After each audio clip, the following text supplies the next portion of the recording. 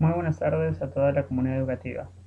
En esta oportunidad tenemos nuestra sesión denominada Nuestro Teatro de Sombras. La actividad para el día de hoy será la creación de un teatro de sombras. Bien, empecemos. Primero responderemos a la pregunta ¿qué necesitamos? Nos hacen mención de una lista de materiales que deberemos emplear para la elaboración de nuestra puesta en escena. Siluetas de personajes de papel, palitos de anticucho, chupete o globos para manipular y dar movimiento a una silueta, marco de cartón, tela delgada, lámpara de foco, linterna de iluminación potente, tijeras, pegamento o goma, cuaderno u ojos apuntes. Y estos dos aspectos que considero que son primordiales, ¿no? Motivar e incluir a tu familia y mucha creatividad e imaginación. Bien, lo segundo. Para iniciar vamos a tomar en cuenta la lectura acerca del teatro de sombras, que se encuentra en el apartado de recursos. ¿Ok? Es esta de aquí. La lectura nos señala tres aspectos. Primero, nos habla acerca del origen de este tipo de puesta en escena, que es el teatro de sombras. El origen es chino y data aproximadamente del siglo VII. A partir de esa fecha, este tipo de actividades se fue masificando y comenzó a exportarse incluso a otros países de Medio Oriente. Los personajes son siluetas, las cuales los titiriteros le dan movimiento o vida. Tienen música y canciones de fondo, ¿no?, que pueden amenizar mucho la presentación. Los implementos: siluetas de personajes, que pueden ser papel o cartulina. Cada silueta tiene una varilla para poder manipular y darle movimiento. Marco de madera o cartón grueso, ¿no?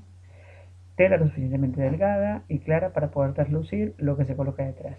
Iluminación potente para crear el efecto de los hombres. Y tercer apartado serían las tareas: creación de la historia, definición de los personajes y elaboración de las siluetas, coordinación de la música o las canciones, responsabilidad de la iluminación. ¿Ok? Muy bien. Ahora, una vez terminada con la lectura de lo que vamos a tener en cuenta en el teatro de sombras, pasemos a desarrollar nuestra ficha de actividades, que se encuentra también después de la lectura.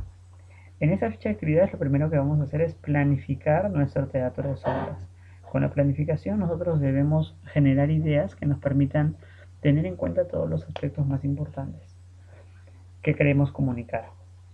La temática enfocada para nuestro teatro debe ser los valores de los peruanos y las peruanas. ¿Okay? Ese va a ser el propósito. ¿A quiénes nos dirigiremos? Esta pregunta es un poco más personal porque de acuerdo a nuestras circunstancias podemos adecuar también nuestro mensaje. Es decir, tal vez queremos hacerlo para nuestros compañeros de clase, tal vez lo queremos hacer para la comunidad educativa, ¿no?, los profesores, el director, para nuestra familia, o incluso si tenemos pequeños en casa, dirigiremos nuestro teatro para los niños. ¿Qué materiales necesitamos? Bueno, ya lo hemos respondido en la primera parte de la presentación. Está aquí. Esto es lo que necesitamos. ¿Cómo los conseguiremos? Recordemos que nos encontramos en una situación muy peculiar. No podemos estar saliendo, entonces podemos utilizar muchos de los implementos que tenemos en casa, ¿no? Y reciclar incluso. ¿Qué tareas tendrá cada integrante? Como sabemos, la puesta en escena es una actividad que conlleva la participación de más de un miembro, así que sería interesante mencionar aquí cuáles serían las tareas y quiénes son las personas que nos van a apoyar.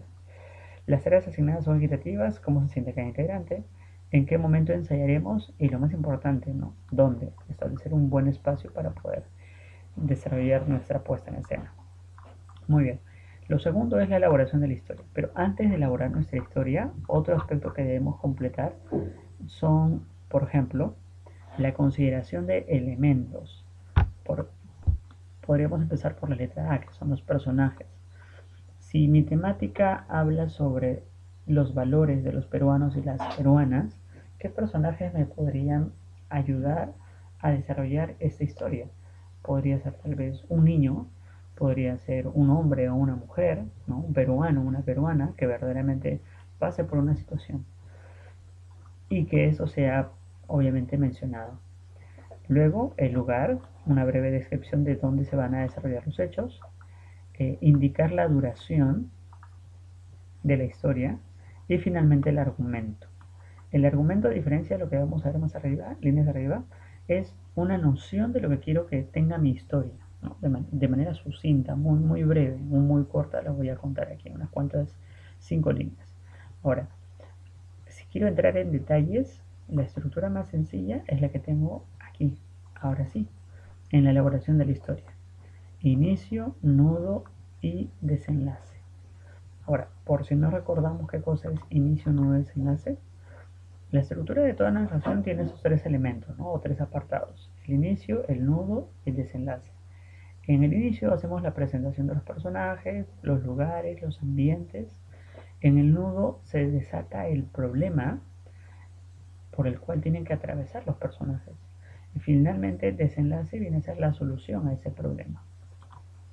Un ejemplo muy sencillo es, a ver si recordamos el cuento de Caperucita, ¿no? En el inicio está la presentación de los personajes, conociéndose.